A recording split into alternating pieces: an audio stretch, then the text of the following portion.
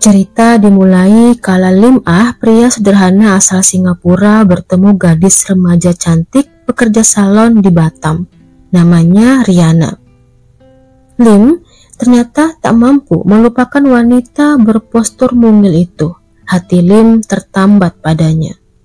Setahun kemudian, tepatnya di tahun 2008, keduanya pun menikah secara Islam.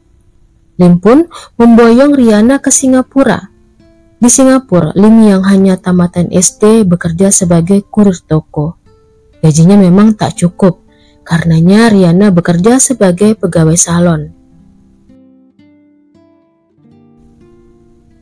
Dikarenakan faktor ekonomi, rumah tangga mereka pun tak bahagia, meskipun sudah punya 2 anak. Di tahun 2003, Riana hamil anak ketiga. Namun, Lim tak mengakui anak itu. Alasannya, Lim tahu jika Riana sudah berselingkuh. Riana pun tak melanjutkan kehamilannya itu. Disinilah rumah tangga mereka makin berantakan. Suasana rumah selalu panas. Riana yang dominan dan gila uang membuat Lim sering menangis. Bahkan Riana pun sering meminta uang ibu mertuanya dan tak mau mengurus anak-anaknya. Ibu mertuanya lah yang akhirnya merawat kedua anak mereka.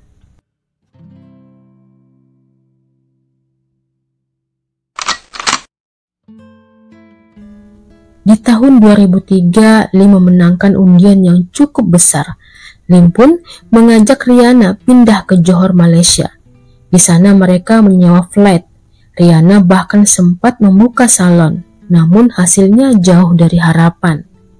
Sementara itu, anak sulung mereka akan sekolah SD, maka Lim pun memutuskan untuk kembali ke Singapura. Mereka pun kembali menyewa flat. Lim juga kembali menjadi kurir. Di sisi lainnya, Lim yang sangat mencintai Riana membelikan Riana mobil Honda Sport. Dengan mobil inilah Riana mondar-mandir bergaya dengan mengenakan jeans dan atasan yang ketat. Hingga tetangga pun mengenalin Riana sebagai tetangga mereka yang cantik dan seksi. Di sisi lain juga, uang undian yang kemarin Lim dapatkan sudah menipis. Hal ini membuat Lim sering meminjam uang ke bosnya.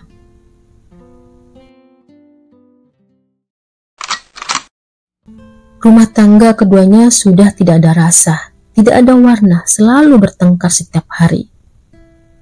Di tahun 2005, Riana mengadu ke dinas sosial setempat. Dalam pengaduannya, Riana mengaku jika ia mengalami gangguan trauma kejiwaan akibat KDRT karena ketidakharmonisan rumah tangganya.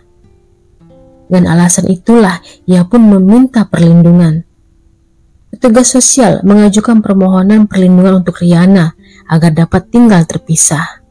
Riana lantas ditemani pulang untuk mengambil barang-barangnya guna keperluan tinggal di penampungan sementara. Setibanya di rumah, Riana segera berkemas, sementara petugas sosial mencoba menjelaskan tujuan mereka membawa pergi Riana kepada sang suami Lim. Lim saat itu sempat kaget dan juga heran. Menurut Lim, istrinya lah yang membuat kegaduhan setelah Lim memergokinya bersama lelaki lain di flat mereka. Mendengar suaminya bercerita hal itu pada petugas sosial, Riana pun mengamuk. Lim habis dicaci maki di depan petugas sosial. Keduanya pun bisa ditenangkan setelah polisi datang. Dan dibawalah Riana ke tempat penampungan. Namun tak lama kemudian Riana pindah ke flat yang ia sewa sendiri. Kala itu mereka tak juga cerai. Bahkan Riana mengatakan pada petugas jika ia masih ingin mempertahankan rumah tangganya. Ia ingin memberikan kesempatan bagi Lim. Begitu juga dengan Lim masih ingin hidup dengan Riana.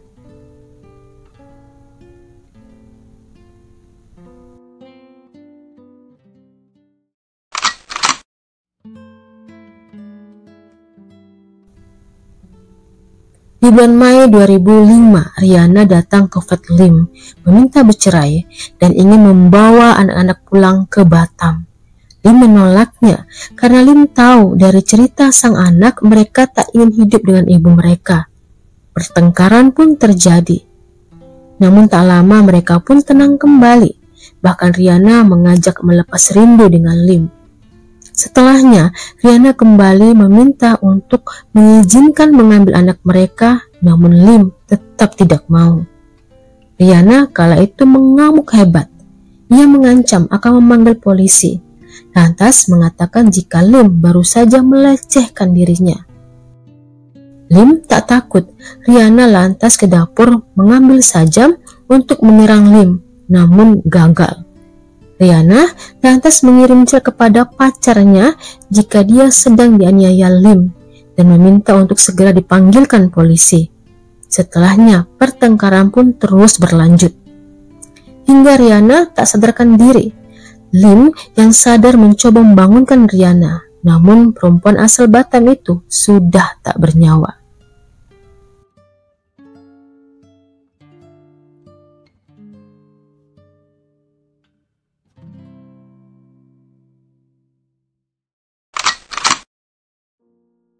Kekasih Riana datang dengan mobil Mercedesnya bersama pihak polisi. Setelah mendapatkan keterangan dari ibunda Lim, pintu pun tak jadi didobrak polisi. Takut Lim bundir di dalam. Polisi meminta ibunda Lim agar membujuk Lim supaya mau keluar kamar, namun gagal. Hingga polisi pun memutuskan untuk menggunakan anak-anak Lim untuk membujuknya keluar, dan berhasil. Lim kala itu ditemukan seperti kebingungan dan labil. Dia pun diamankan petugas. Sementara Riana pun dipastikan sudah tak tertolong. Saat di penjara, Lim menunjukkan gangguan psikologis. Dari hasil pemeriksaan, terbuktilah jika selama ini Lim yang sebenarnya mendapatkan KDRT dari istrinya. Bahkan karena perlakuan buruk istrinya itu, Lim mengalami kerusakan di salah satu telinganya. Lim juga terbukti selama ini lebih banyak diam, mengalah dan sabar atas kelakuan istrinya. Bahkan dari cerita anak Lim, mereka mengatakan pada pihak penyidik tak pernah merindukan ibu mereka sedikit pun. Cinta itu hanya untuk ayah mereka. Atas kesalahan Lim yang mengakibatkan sang istri kehilangan nyawa dan pertimbangan gangguan psikologis Lim, pengadilan setempat memvonis Lim penjara 2,5 tahun. Lim juga diwajibkan untuk mengikuti pendampingan psikologis agar nanti ketika bebas, Lim bisa kembali merawat anak-anaknya yang ia titipkan pada ibunya. Sementara itu, kepada anaknya, Lim berpesan agar mereka menjaga diri dan tetap rajin belajar.